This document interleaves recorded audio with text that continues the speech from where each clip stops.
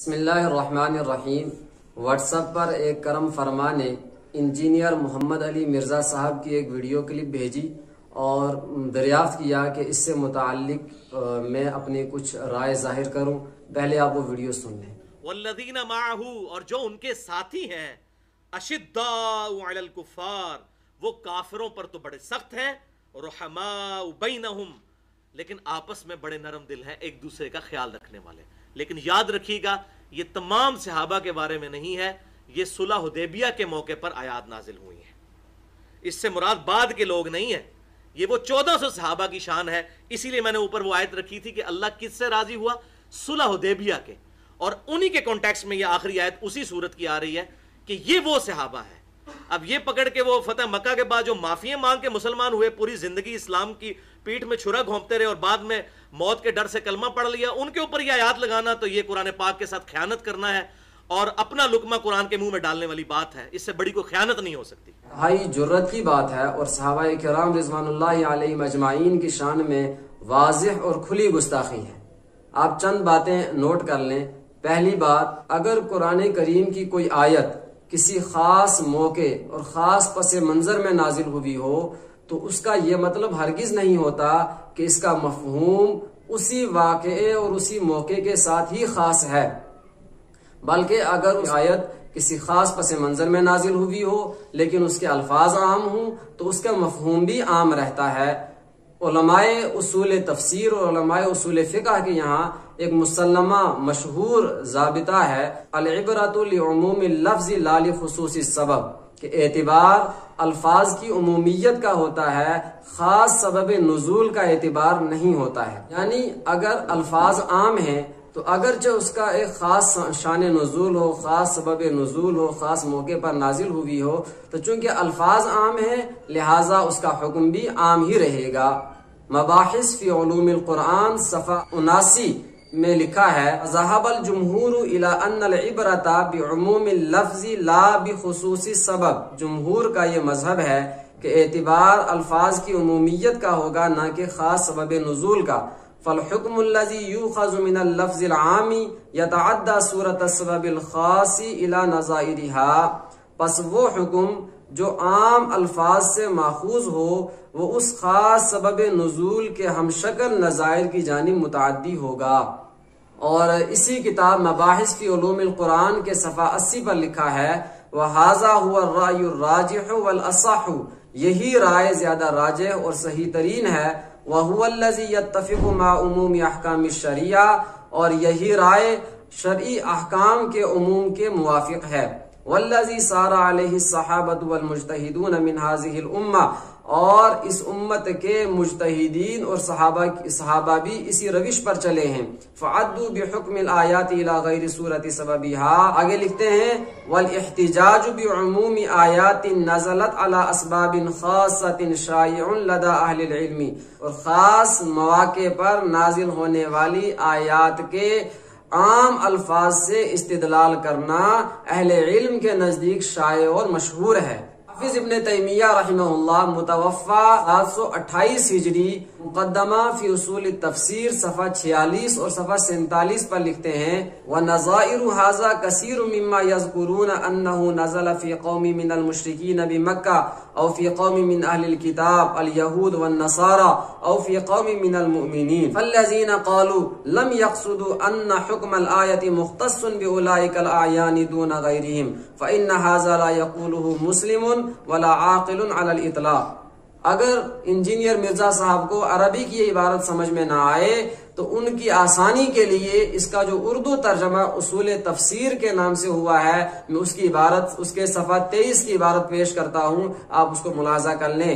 اس قسم کے اقوال بکثرت ہیں کہ سلف کہہ دیتے ہیں کہ فلاں آیت مشرکین مکہ کے حق میں نازل ہوئی، یا اہل کتاب یہود و نصارہ کے متعلق، یا مومنین کے کسی خاص گروہ کے بارے میں، تو ان اقوال سے ان کا مقصود یہ نہیں ہوتا کہ ان آیتوں کے احکام انہی اشخاص سے مخصوص ہیں اور دوسرے سے ان کا تعلق نہیں۔ اس قسم کی بات کوئی مسلمان بلکہ کوئی ہوش مند بھی نہیں کہہ سکتا۔ حافظ ابن تیمیہ رحمہ اللہ نے کیا کہا کہ اگر کوئی آیت کسی خاص موقع پر نازل ہو رہی ہے کہ کسی مومنین کی ایک جماعت سے متعلق یا مشرکین مکہ سے متعلق نازل ہو رہی ہے لیکن الفاظ اس کے عام ہیں، تو کوئی مسلمان یا کوئی بھی عقل والا، کوئی بھی ہوش مند، کوئی بھی عقل مند شخص یہ نہیں کہہ سکتا ہے کہ اس آیت کا مفہوم انہی پر چسپاں ہوگا، ان کے نظائر پر چسپاں نہیں ہوگا۔ مقدمہ فی اصول التفسیر صفحہ 47 پر حافظ ابن تیمیہ رحمہ اللہ نے یہاں تک لکھا ہے فَلَمْ يَقُلْ أَحَدٌ مِّنْ عُلَمَاءِ الْمُسْلِمِينَ أَنَّ عُمُومَاتِ الْكِتَابِ وَالسُّنَّةِ تَخْتَصُّ بِالشَّخْصِ الْمُعَيَّنِ، اور اصول تفسیر اردو صفحہ 23 پر اس کا ترجمہ لکھا ہے لیکن علماء اسلام میں سے کسی نے بھی نہیں کہا کہ کتاب و سنت کے عمومات متعین اشخاص ہی کے ساتھ خاص ہیں۔ فلہذا قرآن کریم کی وہ آیات کہ جن کا ایک خاص شان نزول ہے، خاص سبب نزول ہے، خاص موقع نزول ہے، لیکن ان کے الفاظ عام ہیں، تو اس کا مفہوم اور اس کا حکم بھی عام رہے گا، اسی واقعے اور اسی موقع کے ساتھ خاص نہیں رہے گا۔ میں آپ کے سامنے دو مثالیں بھی پیش کر دیتا ہوں۔ قرآن کریم کی جو آیت زہار ہے وہ سارے حضرات مانتے ہیں کہ یہ حضرت اوس بن صامت رضی اللہ تعالی عنہ کے واقعے کے پس منظر میں نازل ہوئی، لیکن کوئی بھی یہ نہیں کہتا کہ اس کا حکم، یہ آیت زہار سے مفہوم ہونے والا حکم یہ حضرت اوس بن صامت رضی اللہ تعالی عنہ ہی کے ساتھ خاص ہے، ایسا کوئی نہیں کہتا ہے، بلکہ آیت زہار اگرچہ حضرت اوس بن صامت رضی اللہ عنہ کے واقعے سے متعلق نازل ہوئی لیکن چونکہ الفاظ عام ہیں لہٰذا یہ ان تمام حضرات کو یہ حکم شامل ہوگا جو یہ معاملہ کریں گے۔ اسی طرح سے آیت لعان، یہ سارے مانتے ہیں کہ حضرت ہلال بن امیہ رضی اللہ تعالیٰ عنہ کے واقعے کے پس منظر میں نازل ہوئی، لیکن کوئی بھی یہ نہیں کہتا کہ یہ آیت لعان سے مفہوم ہونے والا حکم یہ حضرت ہلال بن امیہ رضی اللہ تعالیٰ عنہ ہی کے ساتھ خاص ہے، بلکہ یہ حکم عام رہے گا ان تمام حضرات کے ساتھ جن یہ معاملہ پیش آ جائے۔ تو میں یہ پوچھنا چاہتا ہوں، کیا انجینئر علی مرزا صاحب آیت زہار اور آیت لعان کے بارے میں بھی یہی کہیں گے؟ کیونکہ حضرت اوس بن صامت رضی اللہ تعالی عنہ اور حضرت ہلال بن امیہ رضی اللہ تعالی عنہ کے بارے میں نازل ہوئی ہیں، اس لیے بعد کے مسلمانوں پر فٹ کرنا یہ خیانت ہے اور قرآن کے منہ میں اپنا لقمہ ڈالنے والی بات ہے۔ دوسری بات اور بڑی مزے کی بات ہے، یہ ہماری جانب سے ایک پھکی آپ سمجھ لیں کہ آیت زہار اور آیت لعان، آیت شان صحابہ، یہ تینوں آیات ایک خاص موقع پر نازل ہوئی ہیں، تینوں آیات کا ایک خاص شان نزول ہے، لیکن تینوں آیات کے الفاظ عام ہیں اور ان تینوں آیات کا جو عام لفظ ہے وہ بھی ایک ہے، وہ ہے الذین، وہ لوگ جو۔ آپ ملاحظہ کر لیں سورت نمبر 58 سورہ مجادلہ آیت نمبر 3، والذین یظاہرون من نسائہم، اور وہ لوگ جو زہار کرتے ہیں اپنی بیویوں سے، اس کے اندر بھی الذین آیا۔ اور دوسری آیت نمبر 24 سورہ نور آیت نمبر 6، والذین یرمون ازواجہم، اور وہ لوگ جو الزام لگاتے ہیں اپنی بیویوں پر، اس میں بھی الذین آیا۔ اور تیسری آیت شان صحابہ والی سورہ فتح آیت نمبر 29، والذین معہ اشداء علی الکفار رحماء بینہم، اور وہ لوگ جو محمد الرسول اللہ صلی اللہ علیہ وسلم کے ساتھ ہیں وہ کافروں پر سخت ہیں اور آپس میں نرم دل ہیں۔ تینوں آیتیں خاص موقع پر نازل ہوئی۔ پہلی آیت حضرت اوس بن صامت رضی اللہ تعالیٰ عنہ کے واقعے سے کے بارے میں، دوسری آیت حضرت ہلال بن امیہ رضی اللہ عنہ کے بارے میں، تیسری آیت صلح حدیبیہ کے موقع پر نازل ہوئی، اور تینوں آیات کے الفاظ عام ہیں اور وہ الفاظ الذین ہیں۔ تو اگر پہلی دو آیتیں آیت زہار اور آیت لعان سورہ مجادلہ اور سورہ نور کی جو آیتیں ہیں، پہلی دو آیتوں کے اندر اگرچہ خاص موقع پر نازل ہونے کے باوجود ان کا حکم عام ہے، تو تیسری آیت سورہ فتح والی یہ بھی خاص موقع پر نازل ہونے کے باوجود اس کا حکم عام کیوں نہیں ہے؟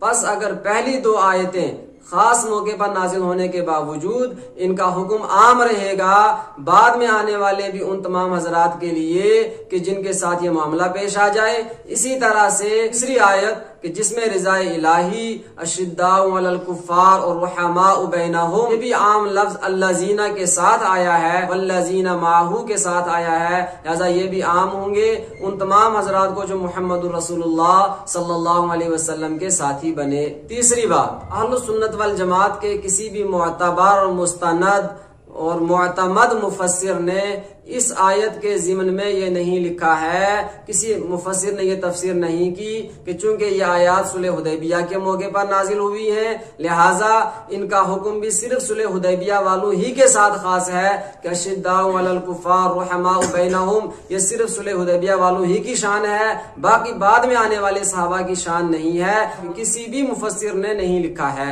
آپ تفسیر کی معتبر کتابوں کو ملاحظہ کر لیں، لہٰذا میں انجینئر محمد علی مرزا صاحب سے یہ کہوں گا جناب آپ تفسیر کے نام پر قصے کہانیاں نہ کرائیں۔ اس وقت اللہ طبقہ یہ کوئی جاہل اور ان پڑھ نہیں ہے، یہ پڑھا لکھا طبقہ ہے۔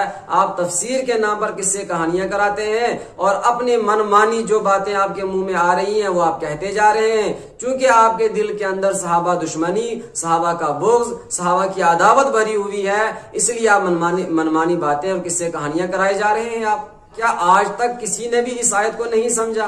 آپ اپنی دکان چمکانے کے لیے دین کو داغدار بنا رہے ہیں۔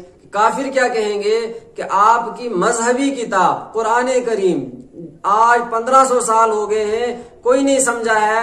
آج 15ویں صدی کے اندر انجینئر کھڑا ہوتا ہے اور وہ یہ کہتا ہے کہ میں بتاؤں گا کہ قرآن کی اس آیت کا کیا مطلب ہے۔ آج تک کسی کو پتا نہیں چلا کہ اس آیت کا مطلب کیا ہے۔ آپ سوچ رہے ہوں گے شاید میں اپنی جانب سے کہہ رہا ہوں، میں نمونے کے طور پر تفسیر ابن کثیر آپ کو دکھاتا ہوں، آپ ملاحظہ کریں۔ تفسیر ابن کثیر جلد 5 صفحہ 575 میں لکھا ہے ثنا بالثناء علی اصحابہ قال والذین معه اشداء علی الکفار رحماء بینہم۔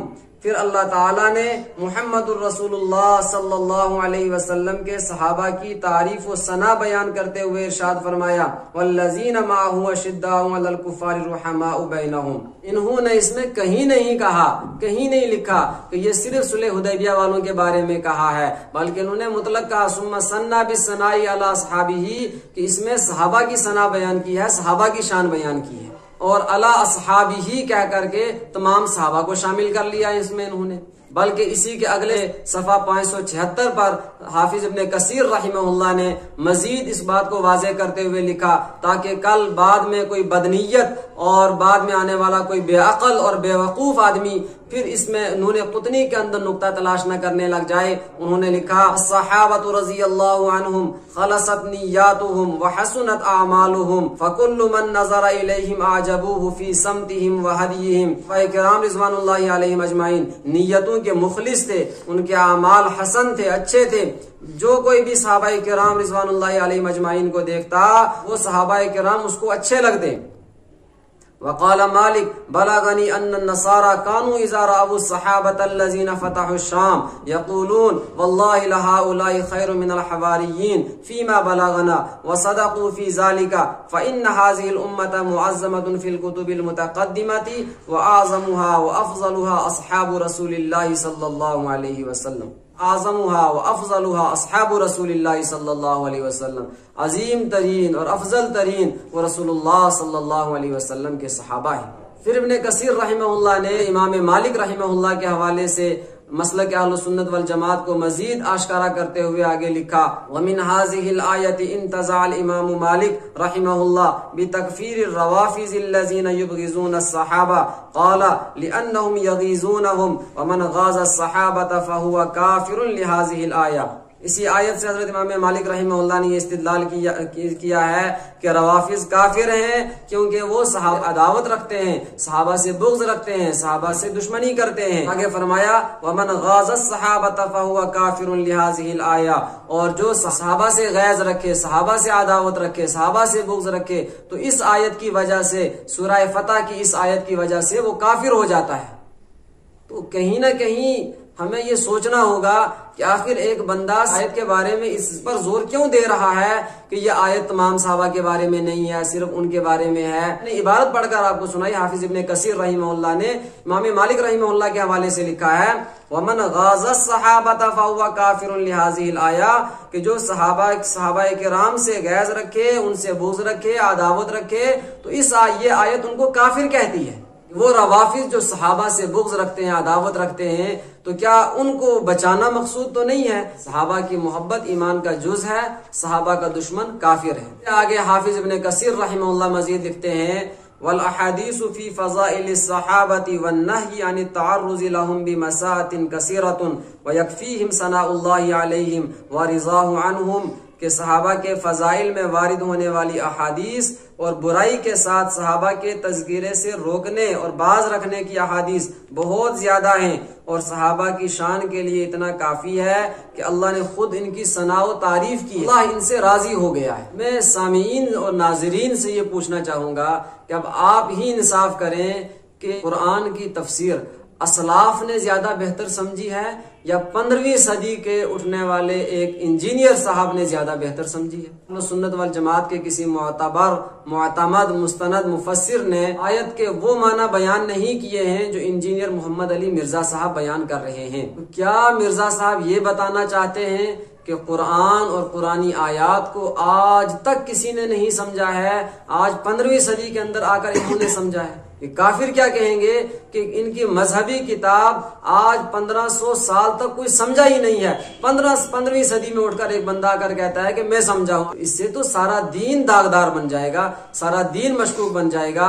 تو میں گزارش کروں گا انجینئر صاحب سے، خدارا اپنی دکان چمکانے کے لیے دین کو داغدار نہ بنائیں، قرآن کو داغدار نہ بنائیں، اسلام کو مشکوک نہ بنائیں۔ چوتھی بات یہ ہے کہ بعد میں آنے والے جو صحابہ کرام ہیں جنہوں نے فتح مکہ کے بعد اسلام قبول کیا ہے، تو ان کی شان کے لیے صرف یہی ایک آیت تو نہیں ہے، اور بھی تو آیات ہیں۔ سورہ توبہ اور سورہ حدید کی واضح اور صریح آیات ہیں جس میں واضح طور پر بعد میں اسلام لانے والے صحابہ کرام رضوان اللہ علیہم اجمعین کو بھی یہی خوشخبری سنائی گئی ہے۔ سورت نمبر 9 سورہ توبہ آیت نمبر 100 میں اللہ تعالیٰ کا ارشاد ہے سابقون الاولون من المہاجرین والانصار والذین اتبعوهم بإحسان رضی اللہ عنہم ورضوا عنہ وأعد لهم جنات تجری تحتها الانہار خالدین فیہا ابدا ذالک الفوز العظیم۔ اور مہاجرین و انصار میں سے پہلے سبقت لے جانے والے اور وہ لوگ جو نیکی میں ان کے راستے پر چلے، اللہ تعالیٰ ان سے راضی ہو گیا اور وہ اللہ سے راضی ہو گئے۔ اللہ نے ان کے لیے ایسے باغات تیار کیے ہیں جن کے نیچے سے نہریں بہتی ہیں، وہ ان میں ہمیشہ رہیں گے، یہی بڑی کامیابی ہے۔ اس آیت میں یقین اولین کے ساتھ ساتھ بعد میں آنے والے والذین اتبعوہم بإحسان، بعد میں آنے والے صحابہ کرام کے لیے بھی وہی رضا الہی اور جنت کی بشارت ہے، جنت کی خوشخبری ہے۔ اسی طرح سورت نمبر 57 سورہ حدید آیت نمبر 10 میں اللہ تعالیٰ کا ارشاد ہے لا يستوي منكم من انفق من قبل الفتح وقاتل اولئك اعظم درجة من الذين انفقوا من بعد وقاتلوا وكلا وعد الله الحسنى والله بما تعملون خبير۔ تم میں سے وہ لوگ ان کے برابر نہیں جنہوں نے فتح سے قبل مال خرچ کیا اور قتال کیا، بلکہ یہ لوگ ان لوگوں سے بڑے اجر والے ہیں جنہوں نے فتح کے بعد مال خرچ کیا اور قتال کیا، لیکن اللہ تعالیٰ نے سب کے ساتھ اچھا وعدہ کیا ہے اور اللہ تعالیٰ ہمارے اعمال کو خوب جانتا ہے۔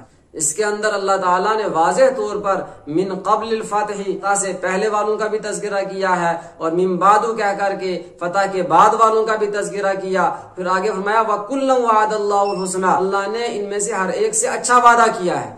اور وہ اچھا وعدہ کیا کیا ہے اللہ تعالیٰ نے؟ مفسرین نے اس آیت کی تفسیر جو کیا آپ اس کو پڑھیں۔ تفسیر بغوی کے اندر وَكُلًّا وَعَدَ اللَّهُ الْحُسْنَى کی تفسیر میں لکھا ہے كِلَا الْفَرِيقَيْنِ وَعَدَهُمُ اللَّهُ الْجَنَّةَ، یعنی پہلے والے صحابہ اور بعد والے صحابہ دونوں سے اللہ تعالیٰ نے جنت کا وعدہ کیا ہے۔ اور تفسیر قرطبی کے اندر لکھا ہے المتقدمون المتناہون السابقون والمتأخرون اللاحقون وعدهم اللہ جمیعا الجنت مع تفاوت الدرجات۔ متقدمین و متاخرین صحابہ سب سے اللہ نے جنت کا وعدہ کیا ہے، ہاں باہم درجات کا تفاوت ہے، درجات کا تفاوت ہونا اور چیز ہے اور شے ہے، اور جنت کا وعدہ ہونا اور شے ہے۔ اللہ نے کہا کہ تمام صحابہ سے، چاہے وہ پہلے والے ہوں، فتح سے پہلے والے ہوں، چاہے وہ فتح کے بعد والے ہوں، سب سے اللہ نے جنت کا وعدہ کر لیا ہے۔ اسی طرح سے تفسیر سعدی کے اندر لکھا ہے الذین اسلموا وقاتلوا وانفقوا من قبل الفتح وبعدہ کلہم وعدہ اللہ الجنہ۔ ان لوگوں نے فتح سے پہلے اور اس کے بعد اسلام لایا، قتال کیا اور انفاق فی سبیل اللہ کیا، اللہ کے راہ میں خرچ کیا، اور ہر ایک سے اللہ نے جنت کا وعدہ کیا ہے۔ آگے لکھتے ہیں وَهَذَا يَدُلُّ عَلَى فَضْلِ الصَّحَابَةِ كُلِّهِمْ رَضِيَ اللَّهُ عَنْهُمْ حَيْثُ شَهِدَ اللَّهُ لَهُمْ بِالْإِيمَانِ وَوَعَدَهُمُ الْجَنَّةَ۔ یہ آیت تمام صحابہ رضوان اللہ علیہم اجمعین کی فضیلت بتاتی ہے کہ اللہ نے ان کے ایمان کی گواہی دے کر جنت کا وعدہ کیا ہے۔ اور یہی تفسیر دیگر مفسرین نے بھی کی ہے کہ سورت نمبر 57 سورہ حدید آیت نمبر 10 یہ تمام صحابہ کرام، چاہے وہ فتح سے پہلے ایمان لانے والے ہوں یا فتح کے بعد ایمان لانے والے ہوں، سب کی شان بیان کر رہی ہے، سب کی فضیلت بیان کر رہی ہے، سب کے لیے رضائے الہی اور جنت کی بشارت دے رہی ہے۔ اب آپ نے ملاحظہ کیا کہ تمام مفسرین یہی لکھتے آ رہے ہیں کہ اس آیت سے یہ سمجھ میں آ رہا ہے کہ تمام صحابہ کرام جنتی ہیں اور تمام سے اللہ نے جنت کا وعدہ کیا ہے۔ لیکن اس کے برعکس انجینئر محمد علی مرزا صاحب کیا کہتے ہیں وہ بھی آپ سن لیں۔ واللہ بما تعملون خبیر، اور اللہ تعالی خوب جانتا ہے جو وہ اعمال کر رہے ہیں۔ انجینئر محمد علی مرزا صاحب کو تو ترجمہ کرنا بھی نہیں آتا ہے، ان کو یعملون اور تعملون کا فرق معلوم نہیں ہے۔ انہوں نے ترجمہ کیا واللہ بما تعملون خبیر، اور اللہ تعالی خوب جانتا ہے جو وہ اعمال کر رہے ہیں۔ میں یہ کہنا چاہوں گا کہ انجینئر صاحب خدارا آپ قرآن فہمی کا دعویٰ کر رہے ہیں، کم از کم عربی تو جان لیں، عربی تو پڑھ لیں، یعملون اور تعملون کا فرق تو سمجھ لیں۔ تعملون فعل مضارع کا صیغہ جمع مذکر حاضر ہے، اور یعملون فعل مضارع کا صیغہ جمع مذکر غائب ہے۔ یہاں پر آیت کے اندر تعملون جمع مذکر حاضر کا صیغہ استعمال کیا ہوا ہے، اس کا ترجمہ ہوگا جو تم اعمال کر رہے ہو۔ بہرحال یہ تو آپ کی ترجمہ دانی ہے، اس میں ہم کیا کہہ سکتے ہیں۔ آگے دیکھیے انجینئر صاحب کیا کہتے ہیں، تعملون خبیر، اور اللہ تعالی خوب جانتا ہے جو وہ اعمال کر رہے ہیں۔ یعنی اوپن لائسنس نہیں دے دیا کہ اعمال کی بنیاد پہ فیصلہ ہونا ہے، یہ نہیں کہ خالی کلمہ پڑھ لیا تو اب جنت جو ہے گارنٹیڈ ہو گئی ہے، حضور کو دیکھ لیا تو اب گارنٹیڈ ہو گئی ہے، اس طریقے سے نہیں ہوگا۔ اللہ تعالیٰ تمہارے اعمال سے باخبر ہے۔ انجینئر صاحب کہہ رہے ہیں یعنی اوپن لائسنس نہیں دے دیا کہ کلمہ پڑھ لیا تو جنت گارنٹیڈ ہو گئی، اللہ تمہارے اعمال سے باخبر ہے، اللہ تمہارے اعمال کو دیکھے گا، اعوذ باللہ۔ یعنی کیا کہنا چاہتے ہیں کہ یہ آیت یہ کہہ رہی ہے بعد میں ایمان لانے والے صحابہ سے کہ اللہ تمہارے اعمال کو دیکھیں گے، اگر اعمال ٹھیک ہوئے تو جنت، ورنہ جنت نہیں ہے۔ جبکہ سارے مفسرین یہی لکھ رہے ہیں کہ اس آیت کے اندر تمام صحابہ کرام کو جنت کی بشارت ہے۔ یہ کہنا کہ بعد والوں کو اوپن لائسنس نہیں ہے کہ جنت پکی ہو گئی، بلکہ اللہ تمہارے اعمال کو دیکھیں گے، تو یہ تو قرآن کے منہ میں اپنا لقمہ ڈالنے والی بات ہوئی، اور اس سے بڑی خیانت تو کوئی ہو ہی نہیں سکتی ہے۔ جنت کا وعدہ قرآن کر رہا تھا اور یہ کہہ رہے ہیں کہ جنت کا وعدہ نہیں ہے، جنت پکی نہیں ہے۔ اس کا مطلب ان کو شک ہے کہ صحابہ کرام کو جنت ملے گی بھی یا نہیں ملے گی۔ اعوذ باللہ، استغفر اللہ۔ اب آپ پوچھیں گے کہ اللہ نے جو اس آیت کے آخر میں کہا ہے واللہ بما تعملون خبیر، اور اللہ تعالیٰ خوب جانتا ہے جو تم اعمال کر رہے ہو، تو اس کا کیا مطلب ہوگا؟ تو اس کا جواب یہ ہے کہ بھائی اعمال سے خبردار ہونے کی جو بات کہی گئی بطور تنبیہ نہیں ہے کہ میں دیکھوں گا کہ تمہارے اعمال کیسے ہیں، پھر فیصلہ کروں گا کہ جنت دینی بھی ہے یا نہیں دینی ہے۔ یہ بطور تنبیہ نہیں ہے، بلکہ بطور حوصلہ افزا ہے کہ اب بھی جو تم نیک کام کر رہے ہو، نبی کے ساتھ مل کر قتال کر رہے ہو، انفاق فی سبیل اللہ کر رہے ہو، تمہارے سارے اعمال حسنہ کو میں دیکھ رہا ہوں، ان سب کا میں تمہیں بدلہ دوں گا۔ یہ مطلب ہے، یہ بطور تنبیہ نہیں ہے، جس کو انجینئر صاحب نے بطور تنبیہ بنا دیا، یہ دراصل بطور حوصلہ افزا ہے۔ آپ کہیں گے اب یہ تو آپ کہہ رہے ہیں، ہم کیسے مان لیں؟ میں کہوں گا یہ میں نہیں کہہ رہا ہوں، مفسرین یہی لکھ رہے ہیں۔ امام ابن جریر طبری نے جامع البیان فی تاویل القرآن کے اندر واللہ بما تعملون خبیر کی یہی تفسیر لکھی ہے۔ آپ ملاحظہ کریں، واللہ بما تعملون من النفقۃ فی سبیل اللہ وقتال اعدائہ وغیر ذلک من اعمالکم التی تعملون خبیر لا یخفی علیہ منہا شیء وہو مجازیکم علی جمیع ذلک یوم القیامہ۔ اور اللہ تعالیٰ جو تم انفاق فی سبیل اللہ اور دشمنوں سے لڑائی وغیرہ اعمال کرتے ہو ان سب سے خوب واقف ہے۔ اللہ پر کوئی عمل مخفی نہیں، لہٰذا وہ قیامت کے دن ان تمام اعمال کی تمہیں جزا دے گا۔ اب بتائیں اس میں کہاں وہ بات ہوئی کہ اللہ تمہارے اعمال کو دیکھے گا؟ تو ابھی جنت کا اوپر لائسنس نہیں ملا۔ انہوں نے تو کہا کہ صحابہ کو جنت کی بشارت ہے، بعد میں یہ کہا کہ واللہ بما تعملون خبیر۔ ہاں پہلو باہم درجات کا تفاوت ہے، جو ثواب پہلو والوں کو خرچ کرنے کا ملتا تھا وہ بعد والوں کا اتنا ثواب نہیں ہے۔ بعد میں یہ بھی کہہ دیا کہ واللہ بما تعملون خبیر، لیکن اس سے اپنا دل نہیں گھٹانا۔ جو تم نیک اعمال کر رہے ہو، جو تم اللہ کے دشمنوں کے ساتھ قتال کر رہے ہو، جو تم انفاق فی سبیل اللہ کر رہے ہو، اللہ کہہ رہے ہیں میں ان سب سے باخبر ہوں، ان سب کا بدلہ میں تمہیں دوں گا۔ آپ ہی انصاف کریں کہ مفسر قرآن طبری کی بات مانیں یا انجینئر محمد علی مرزا صاحب کی بات مانیں کہ جن کا تفسیر سے ذرہ برابر کوئی تعلق نہیں، صرف اپنی دکان چمکانے کے لیے قصے کہانیاں کرا رہے ہیں۔ پانچویں بات، مرزا صاحب کہتے ہیں اور بعد میں موت کے ڈر سے کلمہ پڑھ لیا۔ آپ خود سنیں، بعد میں موت کے ڈر سے کلمہ پڑھ لیا۔ استغفر اللہ استغفر اللہ۔ کیا ہو گیا انجینئر صاحب؟ آپ صحابہ کی عداوت، صحابہ کی دشمنی میں اس قدر آگے نکل چکے ہیں کہ آپ قرآنی تعلیمات اور نبوی ہدایات کو ہی بھول گئے۔ آپ نے بعد میں ایمان لانے والے تمام صحابہ کا دل چیر کر کے دیکھا تھا کہ انہوں نے دل سے کلمہ پڑھا ہے یا انہوں نے زبان سے کلمہ پڑھا ہے، موت کے ڈر سے کلمہ پڑھا ہے۔ آپ علیم بذات صدور ہونے کا دعویٰ کر رہے ہیں، کس نے بتایا؟ وہی آنا تو بند ہو چکی ہے۔ قرآن میں کہا، نبی نے اپنے فرمان میں کہا، کس نے کہا آپ کو کہ انہوں نے موت کے ڈر سے کلمہ پڑھ لیا تھا؟ کہ آپ نے ان کے دل کو چیر کے دیکھا ہے؟ کیا آپ کو صحیح بخاری اور صحیح مسلم کی وہ حدیث یاد نہیں ہے، یا معلوم ہے لیکن آپ مانتے نہیں اس حدیث کو؟ سیدنا اسامہ بن زید رضی اللہ تعالیٰ عنہ کہتے ہیں کہ اللہ کے نبی صلی اللہ علیہ وسلم نے ہمیں ایک سریے میں بھیجا، فَأَدْرَكْتُ رَجُلًا، تو میں نے ایک آدمی کو دیکھا، فَقَالَ لَا إِلَهَ إِلَّا اللَّهُ، تو جو ہی میں نے اس آدمی کو دیکھا فَقَالَ لَا إِلَهَ إِلَّا اللَّهُ، اس نے لا الہ الا اللہ کہہ دیا، فَطَعَنْتُهُ، لیکن میں نے اسے تیر مار دیا۔ لیکن اس کے بعد خود میرے دل میں خلجان پیدا ہوا۔ جب ہم واپس آئے، اس سریے سے واپس آئے، تو ہم نے اللہ کے نبی صلی اللہ علیہ وسلم سے اس سارے واقعے کا تذکرہ کیا، تو اللہ کے نبی صلی اللہ علیہ وسلم نے فرمایا اقال لا الہ الا اللہ وقتلتہ، کہ اس نے لا الہ الا اللہ کہا پھر بھی آپ نے اس کو قتل کر دیا۔ تو حضرت اسامہ بن زید رضی اللہ تعالیٰ عنہ نے کہا یا رسول اللہ انما قالها خوفا من السلاح، کہ اللہ کے رسول صلی اللہ علیہ وسلم اس نے تو یہ اسلحے کے ڈر سے کلمہ پڑھا تھا۔ تو اللہ کے نبی صلی اللہ علیہ وسلم سخت ناراض ہوئے اور فرمایا افلا شققت عن قلبه حتى تعلم اقالها ام لا، کیا تم نے اس کا دل چیر کے نہیں دیکھا؟ تمہیں پتہ چل جاتا کہ اس نے یہ کلمہ ڈر سے پڑھا ہے یا نہیں پڑھا ہے۔ تو ایک صحابی نے کسی کلمہ پڑھنے والے ایسے شخص کے بارے میں جو صحابی بھی نہیں تھا صرف یہ کہا کہ اس نے موت کے ڈر سے کلمہ پڑھا تھا، تو جبکہ اس صحابی کو یہ پتہ نہیں تھا کہ ایسا کہنا جائز نہیں ہے، تو اللہ کے نبی صلی اللہ علیہ وسلم ناراض ہوئے اور کہا تم نے اس کا دل کیوں نہیں چیرا، کہ تم دل چیر کے دیکھتے کہ اس نے ڈر سے کلمہ پڑھا ہے یا واقعتاً دل سے پڑھا ہے۔ آج 15ویں صدی میں آنے والے کسی شخص کا صحابہ کے بارے میں ایسا کہنا کہ انہوں نے موت کے ڈر سے کلمہ پڑھ لیا تھا، کیا یہ قرآن و سنت کی مخالفت اور ان کی واضح گستاخی نہیں ہے؟ چھٹی بات، مرزا صاحب صحابہ سے متعلق انتہائی نازیبا الفاظ استعمال کرتے ہوئے کہتے ہیں، آپ کہ وہ فتح مکہ کے بعد جو معافی مانگ کے مسلمان ہوئے، پوری زندگی اسلام کی پیٹھ میں چھرا گھونپتے رہے، کہتے ہیں فتح مکہ کے بعد جو معافیاں مانگ کے مسلمان ہوئے پوری زندگی اسلام کی پیٹھ میں چھرا گھونپتے رہے۔ استغفر اللہ۔